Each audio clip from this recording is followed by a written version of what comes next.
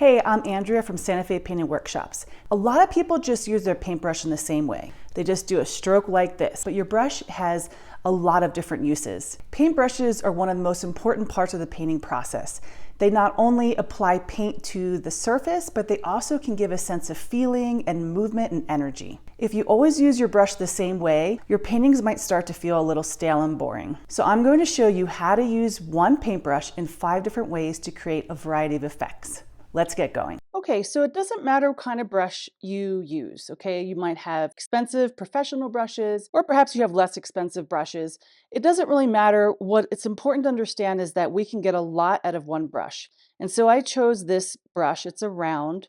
It's not a super expensive brush. It's by Royal Langnickel, but I wanted to show you a less expensive brush so you could just see the range that we can get. Okay, so the first thing I want to speak with you about is pressure. Pressure is how hard you push in the brush. So you can push really hard and you can see that the bristles kind of splay out a lot and you get a bigger surface area of your brush, or you can push really lightly and we're using more of the tip then. So let me show you the difference here. So we'll just get some paint on the tip of the brush. This paint's a little bit thick, so I'm going to actually thin it out a little bit with some water, just a bit. That's better. And so I'm going to start out pushing lightly and then I will go, I'll push harder. So I'm going very lightly here. And now I'm pushing harder and harder and harder, and as hard as I can here at the end. I didn't have enough paint there, so okay, I'll do it again. Just with the pressure, I'm gonna do really hard first and then ease it up. So just with the pressure, you can see that I have something that looks like it's really close to us. And this line looks like it's further away, right? This looks further away, this looks closer. So this pressure will make a big difference. Light pressure, harder pressure. And that will give us a variety of lines. Now, the next thing I want to talk about is speed. So let's just look at the type of brush mark we get when we go really fast. Okay, so I even went over the word fast there, right? You can see there's a little bit of just movement and feeling. You can tell, you can see some of the little marks here, the lines of the brush, that I didn't go slow, right? I was fast and there's energy. But then if we go slow, we get a different type of line, right? It's a little bit more calculated. We think about it a little bit more. Let's just do like a few types of marks here.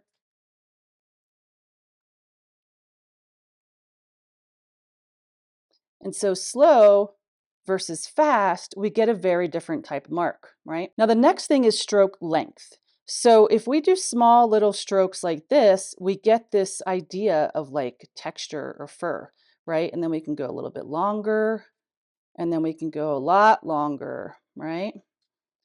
And so having strokes that are maybe longer, some that are medium, some that are short, you could even go just like dabbing your brush like this. You can see the dabbing, it creates these little circles. When we have this variety, we have a much more interesting array of brush strokes. The stroke type, again, we might do something where we're just using the very tip of the brush and we're dabbing it here. Or maybe we're dabbing the side like this. And you see how we have that interesting texture. Or maybe we're rolling our brush and see what we get from that. Or maybe we're using the back of the brush and making little dots with that, with the back of the brush.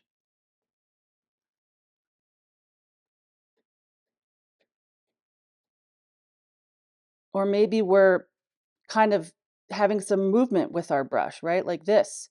And we're going back and forth, right? And we're getting almost like a cloudy look here.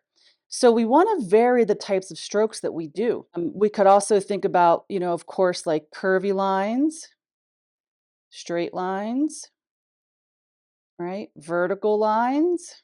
Let's get a little bit more paint on there. So vertical lines. Again, we want to really change up the types of strokes that we have.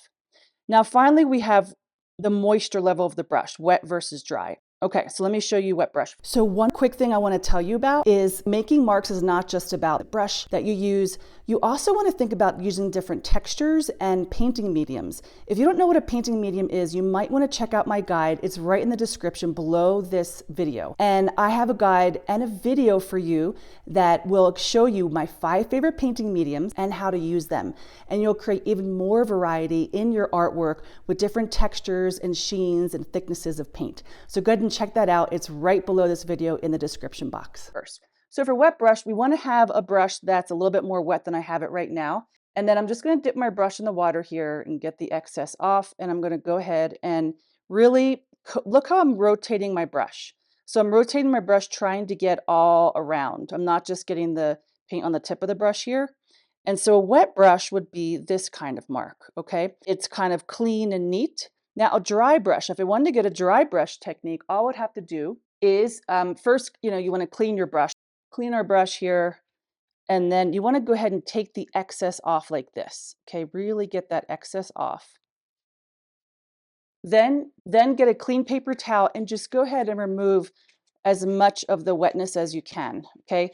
Because dry brush doesn't have to be fully dry for this to work because it's very much about the way you apply the paint. So we're just gonna do a little bit of paint. So I'm just doing a little bit and I'm just gonna do on this one side here and I'm actually gonna wipe off the excess, okay? And then watch how I'm holding my brush. I hold my brush a little bit differently here. So dry brush, you see how I'm barely touching the surface here? Let's go a little bit more. So this is a dry brush and we're trying to show what's under this area. So if I had like a really bright red and I dry brushed on top, this would be really cool because you'd have the red under this interesting sort of implied texture with the green.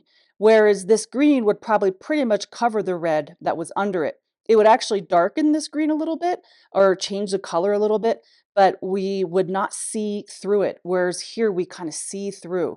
So dry brush is about going really lightly and we're almost kind of like tickling the paper or just like lightly scrubbing so that we're making these really nice light marks. Trying out these different types of brush marks, it really gives your brush a lot of range. Next time you paint, try to really think about using a couple of these. Like maybe you're going to really think about your stroke type and your pressure. Or maybe next painting, you'll think about doing a dry brush and some fast marks. You can see here that the fast mark actually made kind of a dry brush technique here, right? So I want to encourage you to try different brush marks, to not just use your brush in the same way, because if you do, your painting is going to look the same and kind of contrived. And we want to give your brush marks some variety and some interest.